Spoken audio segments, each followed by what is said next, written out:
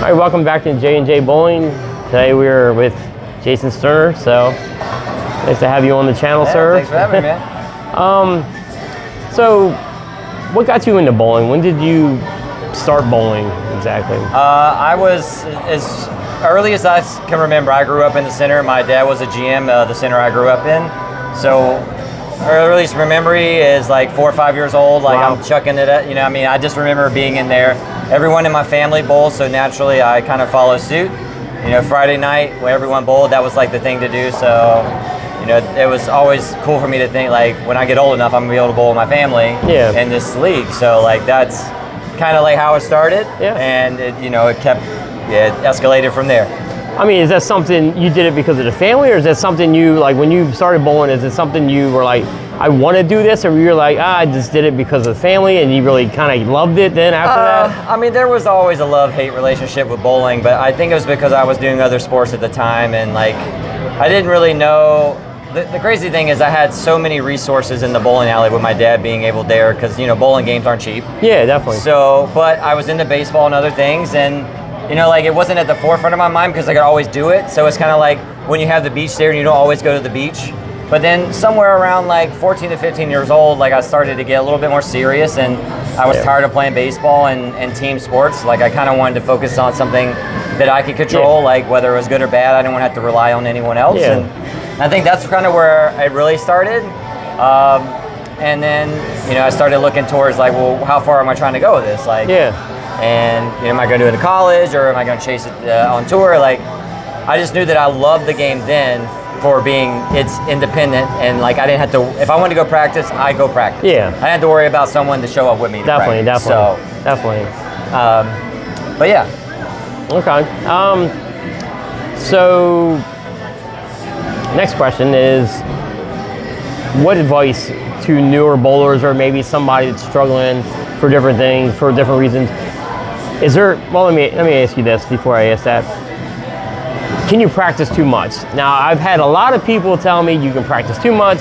Now, I know it depends what you're practicing. If you're just practicing for score, probably. But if you're actually working on different things, then I'd say no. What are your thoughts on that? So, I'm a huge practice guy, and I always treated practice like if I went to the driving range and I'm trying to work on hitting a draw or hitting a fade, or what do these bowling ball or clubs do, or these bowling balls do. Like, I never really tried to bowl for score because I didn't really feel like that was what I was trying to accomplish. I wanted to see, like, how can I make my physical game better and understand the things that were going on. Yes. Because if I did those things better, when I bowled for score, like, the scores would come. Yeah, definitely. It's how I saw it. So, like, I got to where I was practicing, like, probably excessive amounts, like 6 hours a day. And I mean, I'm not straight, like it maybe like an hour and a half, then I'd take a little break, drink, go get something to eat, and then come back at it. But I mean, in the 6 hour period, I was bowling or in that area.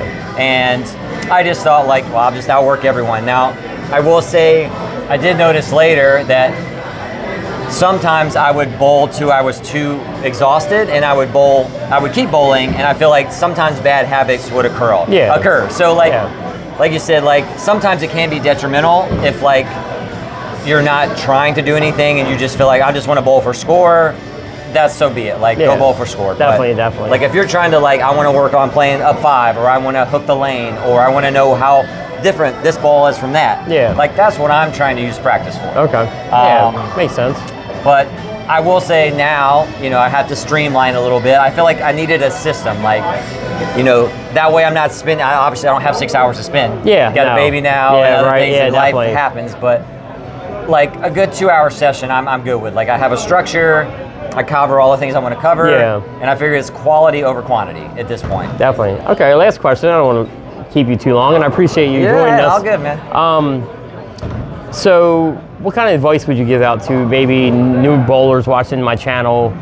Like, what would anything, any kind of advice? I mean, it seems the simplest, but I feel like the one that's the most overlooked, and that's the spare game. I feel like we don't spend enough time on the spare game. I coach a college team now, and I get to watch them shoot spares, and sometimes it's like it's hard to watch. Yeah. But you know, I don't think they realize how important spares are. Like the mentality now is, if I don't strike or if I don't spare, I'll just throw an 8-bagger. Well, Yeah. sometimes 8-baggers aren't always coming. Yeah. So, Definitely. and like, you're still gonna lose to the guy that spares and throws the 7-bagger. So Right. like, at the end of the day, like, spares keep you in it. Those Yeah. spares are what get you into the cuts or into the next round of match play, or even Yeah. making the show. They want to put it on the strike to get there, but you forget all the split conversions, or Yeah, the little definitely. things you made to put Definitely. you in a position to just fill a frame versus, well, now I need all 3. Well, if you wouldn't miss those 3 7-pins, now you would just need to fill Right. the frame. Definitely. That's a lot different mentality to be up there in that moment trying to Yeah. make that shot. Yeah, So- definitely. Okay. All right, I appreciate your time, sir. Absolutely. It was definitely nice seeing you. Yeah, nice seeing you And again. good luck this weekend. Appreciate it. We'll need all right. it. Thank you, all right, guys. Thank you.